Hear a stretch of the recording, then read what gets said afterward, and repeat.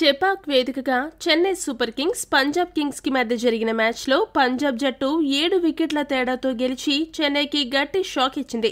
Match ఆరంభం నుండి చెన్నై జట్టు సొంత మైదానంలో పేలవ ప్రదర్శనతో అభిమానులను నిరాశపరిచింది.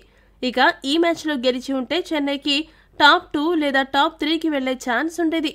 అయితే ఈ మ్యాచ్లో ఓడిపోయి తమ టాప్ 4 స్థానాన్ని బలహీనపరుచుకుంది. ప్రస్తుతం అయితే టాప్ 4లో ఉంది. కానీ గురువారం హైదరాబాద్ రాజస్థాన్ జట్ల మధ్య జరగబోయే మ్యాచ్ ఫలితంతో ఈ సమీకరణాలు మారిపోవచ్చు. ఇక చెన్నై ఓడిపోవడంతో ఒక్కసారిగా ప్లే ఆఫ్ రేస్ ఆసక్తికరంగా మారింది. ఈ మ్యాచ్లో చెన్నై గెలిచి ఉంటే 4వ స్థానం కోసం పోటీ పడుతున్న హైదరాబాద్ ఢిల్లీ జట్ల మధ్య అవకాశాలు మరింతగా క్షీణించేవి. అయితే ఆ అవకాశాన్ని సిఎస్కే చేజార్చుకుంది. ఇక చెన్నై చేతిలో 4 మ్యాచ్లు మాత్రమే ఉన్నాయి. ఇక నుండి ప్రతి మ్యాచ్ గెలిస్తేనే ప్లే ఆఫ్ అవకాశాలు పదిలంగా ఉంటాయి. ఇక చెన్నై ఓటమి ఎస్ఆర్హెచ్కి బాగా కలిసొచ్చే అంశమనే చెప్పాలి.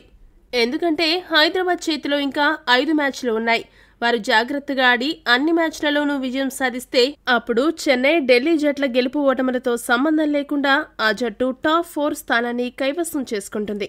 చెన్నై ఓటమితో అనూహ్యంగా పంజాబ్ కూడా ప్లే ఆఫ్ రేస్లోకి అడుగుపెట్టింది. చూడాలి టోర్నమెంట్ సాగే కొద్దీ ఎలాంటి మలుపులు చోటు చేసుకుంటాయో.